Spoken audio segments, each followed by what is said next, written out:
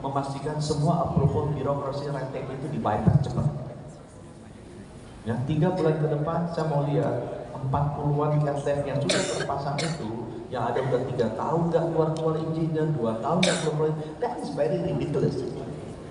Kalau perlu aku minta tolong Pak Tito juga untuk tekan itu. Kalau BPJS nggak approve, jangan bayar ke BPJS. Wah, biar dia approve. Kalau Bapeten nggak approve, panggil ke sini, kita panggil kepala Bapeten. Ya. Tapi nggak bisa 40 ini udah dipasang, warranty-nya udah habis belum di-approve. Ada 5 yang warranty-nya udah habis. Itu pemerintah daerah beli sendiri Pak, ya dia mereka beli sendiri, nggak tahu mungkin harganya juga 2 kali lipat lebih mahal, dia beli sendiri, kemudian dia hobinya beli, tapi bukan pasang. Yang saya lihat yang paling banyak yang masalah ada yang dibeli oleh Pemda lewat DAK bisa. Ya. Begini aja Menkesnya udah dibilang proyek mercusuar, apalagi itu juga jadian. Jadi saya ingin memastikan bahwa those 40 cat tabs itu the approval from Bapeten sama BPJS in the next 3 months akan keluar. Ya. Untuk bisa segera dijalankan. Karena kita akan deploy 50, 100 lagi sampai sana. Nah untuk deployment ini kita melihat dari sisi mesinnya karena anggaran sudah ada pasti jalan. The problem adalah orang-orangnya, Pak Yo. Kita sudah hitung kekurangannya banyak.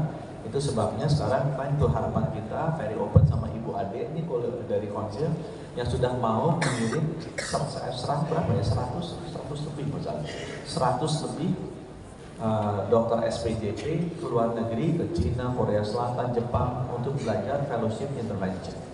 Dan saya berharap tahun ini batch pertama sudah kembali. Dan kita sudah dengar perbaikannya apa yang perlu kita lakukan, apakah case-nya cukup apa enggak. Tahun depan saya harapkan itu kembali lagi. Ya. Supaya kita bisa ngejar minimal, maksud saya, 1 rumah sakit ada care lab, 1 yang bisa intervensi. Which is doesn't make sense. Karena dokter kan butuh libur, butuh belanja. Minimal harusnya setiap 514 kabupaten kota ada 2 orang yang bisa lakukan PCR intervensi.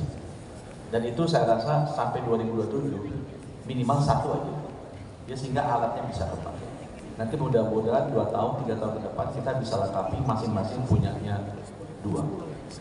Dan buat teman-teman, kita gapnya tuh 350-400 untuk 1. Kalau untuk 2, gapnya mungkin bisa jadi 1000 SPJP intervensi. Dan bayangkan berapa banyak kita sekolahnya, teman-teman tahu sendiri, mungkin berapa, 25, 30, 40 kapasitinya. Masa kita butuh 40 years? Mati semua orang-orang. Itu sebabnya mengapa saya minta kolegium more agresif untuk memperbanyak kesempatan ini. Kalau seatnya nggak ada dalam negeri, kita kirim luar negeri, kita yang bayar agar pengisian tenaga intervensi ini bisa.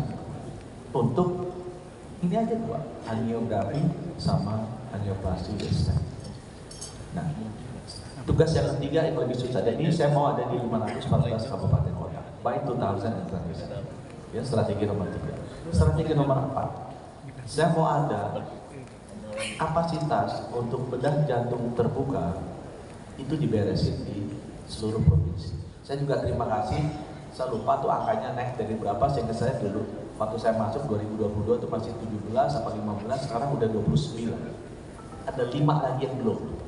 Saya ingat Gorontalo, Maluku Utara, Perupa Bengkulu ya kalau nggak salah ya. Ada Papua. Itu harus bisa cepat diselesaikan kalau bisa tahun depan. 34 provinsi bisa lakukan bedah jantung terbuka, 2 aja saja. Valve replacement and repair, karena ini paling banyak kasusnya. Kemudian bypass, 2 aja. Ya. Jadi tugas harapan kita memastikan by 2026, 34 provinces bisa melakukan bedah jantung terbuka untuk 2 hal tersebut. Valve repair and replace sama juga untuk bypass. Kan itu kejadian yang paling banyak. Nah, saya lihat terima kasih sekali ke harapan kita, kan ini hanya 34 provinsi, alat-alatnya juga lebih relatif tidak semahalnya Kevlar. Yang penting adalah dokter-dokternya, dan perawat-perawatnya, dan perfusionisnya, dan lain-lainnya. Ya. Ini masih dipastikan bahwa tenaganya juga harapan kita beres. Gunakan rumah sakit lain sebagai pengampu agar tempat latih buat nursesnya, ini khusus tempat latih buat perfusionisnya, itu semua disiapkan. Tapi saya lihat tracknya bagus, jadi saya congratulate harapan kita yang bedah ini tuh udah dekat, bisa lebih dekat dari 2027. Tapi yang cath lab itu masih agak ketinggalan. Nah itu nilainya 6 buat Pak Iwan kalau ini selesai. Ya. Kalau mau nilai 7, saya minta untuk yang sudah punya cath lab bisa lakukan angiografi sama PCR. Harapan kita harus naikkan nama. Feeling saya, buat saya yang penting harus bisa aritmia. Ada apa tuh? Pakai radio frekuensi ablasi, atau rubah pakai yang lebih baru, pulse frequency ablation. Maka karena aritmia ini ada masalah. Jadi semua yang punya cath lab, kalau Pak ini pengen naik nilainya jadi 6 jadi 7 gitu dari 2027, itu harus bisa handle ablasi untuk aritmia. Syukur-syukur kalau bisa buat pediatrik. Saya nggak ngerti tuh ISD apa VSD closure yang bisa pakai lakukan itu. Ya karena pediatrik meninggal bayi kita 6 ribuan, 7 ribuan karena tidak tertangani. Ya, jadi sesudah ini selesai, saya minta tahap keduanya. Harapan kita harus bisa lakukan pediatric use of cath labs, mungkin ISD atau VSD closure, sama juga aritmia, ablasi.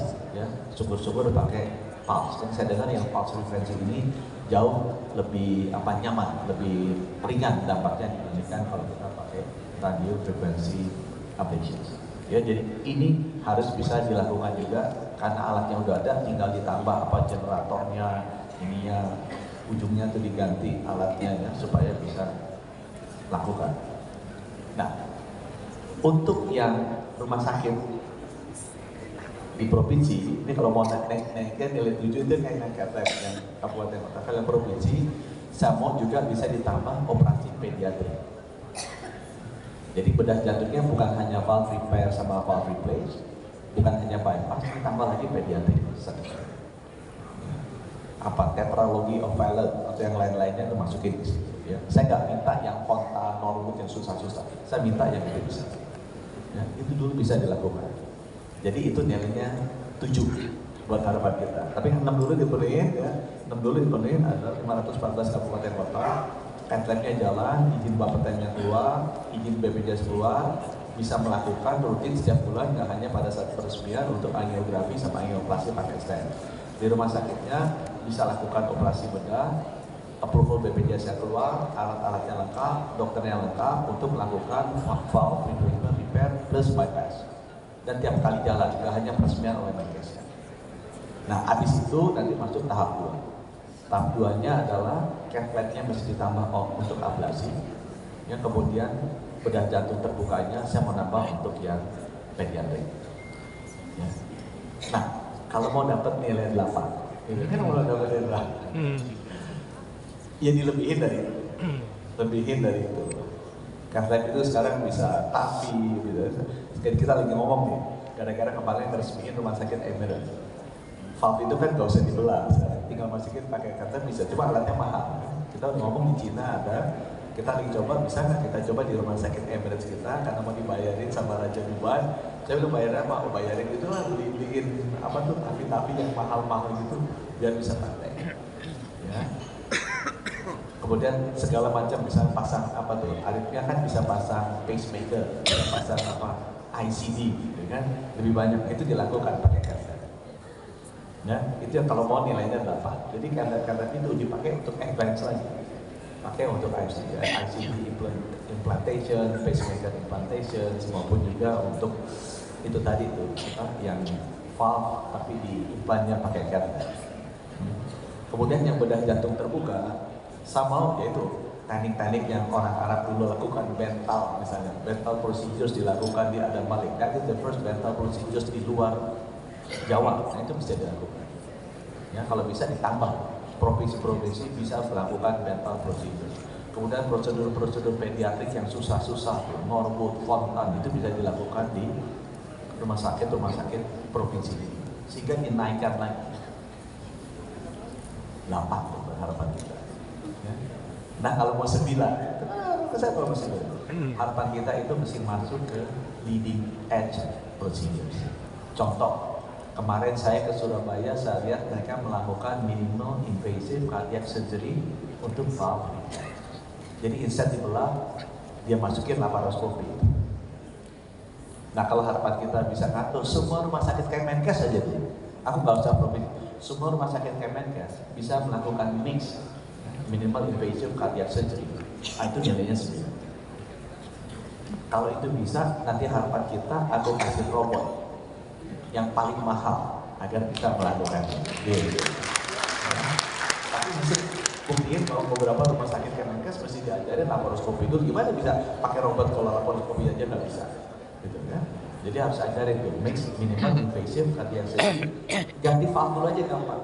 Ganti valve gampang.